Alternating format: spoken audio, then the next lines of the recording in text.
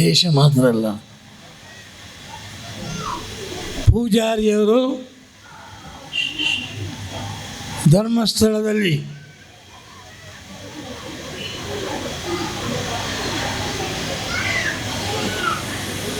ಆ ಧರ್ಮದ ಸ್ಥಳವನ್ನು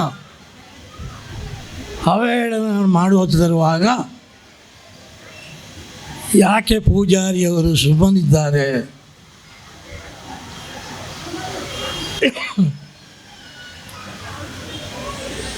ಭಾರತ ಮಾತ್ರ ಅಲ್ಲ, ಜಗತ್ತು ಕೇಳ್ತಾ ಇದೆ.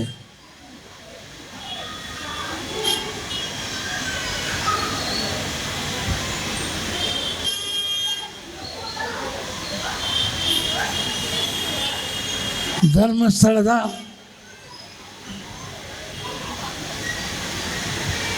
ವೀರೇಂದ್ರ ಹೆಗ್ಗಡೆಯವರೇ, ನಿಮ್ಮ ಒಟ್ಟಿಗೆ ಧರ್ಮಸ್ಥಳದ ಒಟ್ಟಿಗೆ ಇಡೀ ದೇಶ ಅಲ್ಲ, ಜಗತ್ತಿದೆ.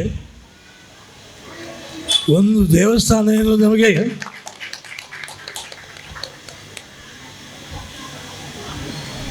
ಕುದ್ರೋಳಿ ದೇವಸ್ಥಾನವನ್ನು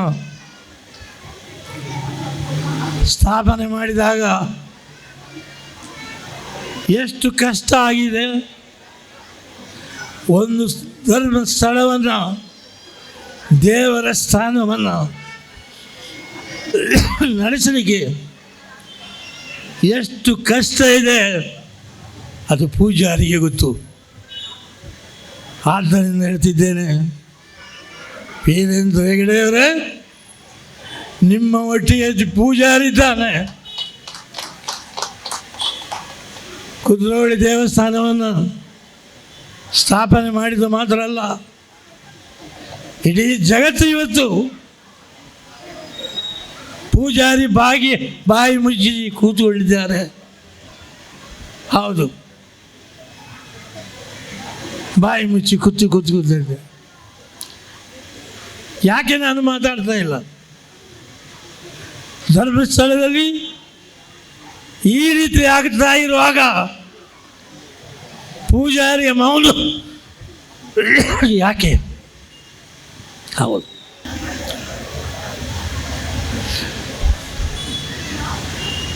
ಧರ್ಮಸ್ಥಳದ ವಠಾರವನ್ನು SITಯವರು ಅಗೆಯುತ್ತಾ ಇದ್ದಾರೆ.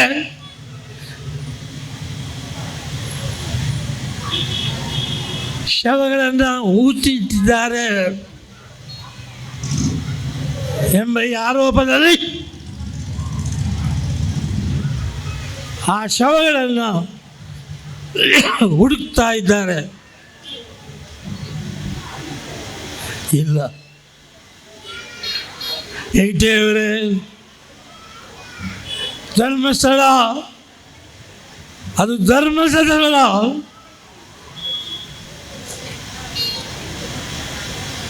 ಒಂದು ಸಮಾಜಕ್ಕೆ ಮಾತ್ರ, ಜೈನರಿಗೆ ಮಾತ್ರ ಸೇರಿದಲ್ಲ, ಜಗತ್ತಿಗೆ ಆ ಧರ್ಮಸ್ಥಳ ಒಂದು ಹೆಮ್ಮೆಯ ಸ್ಥಳ. ಆದ್ದರಿಂದ ಹೇಳ್ತಿದ್ದೇನೆ, ಪೂಜಾರಿ ಇವತ್ತು ಬಾಯಿ ಬಿಟ್ಟಿದ್ದಾನೆ. ಧರ್ಮಸ್ಥಳವನ್ನು ಹಾಳು ಮಾಡಲಿಕ್ಕೆ ಯಾರಿಂದಲೂ ಕೂಡ ಸಾಧ್ಯ ಇಲ್ಲ, ಯಮನಿಂದಲೂ ಕೂಡ ಸಾಧ್ಯ ಇಲ್ಲ. ಆದ್ದರಿಂದ ಏನು ಅಗೆಯುತ್ತಾ ಇದ್ದೀರಿ? ಭಾರತದ ಸಂಸ್ಕೃತಿ, ಮನುಷ್ಯ ಸತ್ತ ಕೂಡಲೇ ಅವನನ್ನು ದೇವಸ್ಥಾನದಲ್ಲಿ, ಅದರ ವಠಾರದಲ್ಲಿ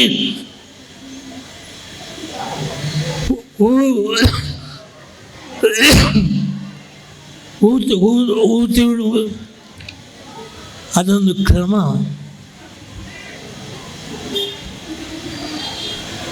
ಇವತ್ತು SITಯವರು ಹುಡುಕಿದ್ರು, ಏನು ಸಿಗಲಿಲ್ಲ. ಹೌದು, ಸಿಗುವುದಿಲ್ಲ. ಎಷ್ಟು ಹುಡುಕಿದ್ರು ನೀವು ಸಿಗುವುದಿಲ್ಲ. ಯಾಕೆ?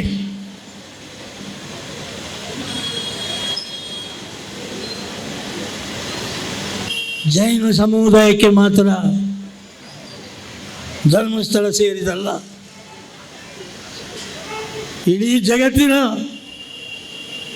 ಭಾರತದ ಒಂದು ಸಂಸ್ಕೃತಿ ಅಂತ ಹೇಳಿದೆ ನಾನು.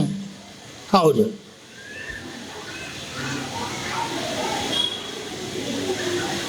SIT ಅವರೇ,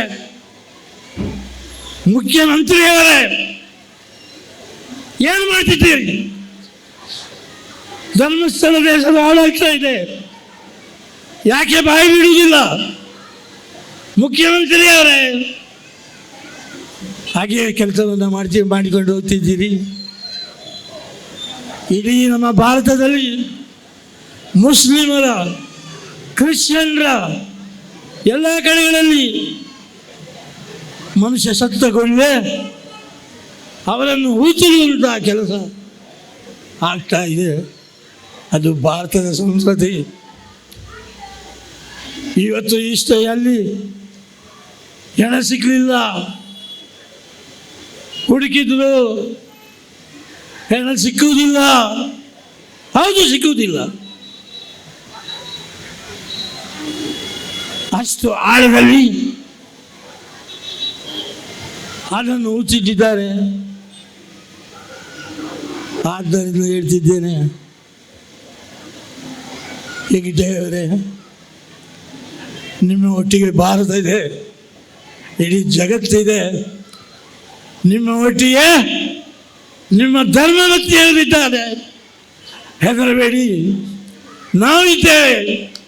ಕುದುರೋಳಿ ದೇವಸ್ಥಾನ ಇದೆ, ನಾವೆಲ್ಲರೂ ನಿಮ್ಮ ಒಟ್ಟಿಗೆ ಇದ್ದೇವೆ. ಹೆದರಬೇಡಿ. ಇದನ್ನು ಎದುರಿಸಿ ಭಾರತ ಸರ್ಕಾರಕ್ಕೆ ನೀವು ಏನು ಮಾಡ್ತಿದ್ದೀರಿ? ಪ್ರಧಾನಮಂತ್ರಿಯವರೇ, ಮೋದಿಯವರೇ, ಏನು ಮಾಡ್ತಿದ್ದೀರಿ? ಒಂದು ಧರ್ಮಸ್ಥಳ ಇದರ ಹೆಸರು ಹಾಳಾಗ್ತಾ ಇದೆ.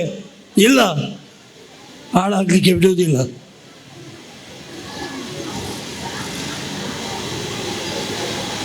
ಇವತ್ತು ನೀವು ಮುಸ್ಲಿಮರಲ್ಲಿ ಸೇರಿದಿರ್ಬೋದು, ಹಿಂದೂಗಳು ಸೇರಿರ್ಬೋದು, ಕ್ರಿಶ್ಚಿಯನ್ರವರು ಸೇರಿರ್ಬೋದು. ನಿಮ್ಮ ಚರ್ಚ್ಗಳಲ್ಲಿ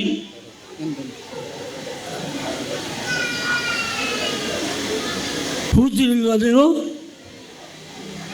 ಶವಗಳನ್ನು ಭೂಮಿಯ ಅಡಿಯಲ್ಲಿ ಕೂತಿರಲಿಲ್ಲ ನೀವು? ಯಾಕೆ ಕೂತಿದ್ದೀರಿ? ಮುಖ್ಯಮಂತ್ರಿಯವರೇ, ನಾಚಿಕೆ ಆಗ್ತದೆ ನನಗೆ. ಒಂದು ದೇವಸ್ಥಾನವನ್ನು ಹಾಳು ಮಾಡ್ತಿರುವಾಗ ನಿಮಗೆ ಮಾತಾಡೋ ಧೈರ್ಯ ಇಲ್ಲ. ಮುಖ್ಯಮಂತ್ರಿಯವರೇ, ಪೂಜಾರಿ ಮಾತಾಡ್ತಿದ್ದಾನೆ, ನನಗೆ ನನ್ನನ್ನು ಜೈಲಿಗೆ ಹಾಕಿ, ಆದರೆ ಧರ್ಮಸ್ಥಳದ ಹೆಸರನ್ನು ಹಾಳು ಮಾಡಲಿಕ್ಕೆ ಪೂಜಾರಿ ಬಿಡುವುದಿಲ್ಲ. ಧರ್ಮಸ್ಥಳ ಒಂದು ಸಮಾಜಕ್ಕೆ ಸೇರಿದಂತೆ ಹೇಳಿದೆ ನಾನು. ಹೌದು, ಹೇಳಿ. ಈಗ ಧೈರ್ಯದಲ್ಲಿ ಹೇಳಬೇಕು ನನಗೆ.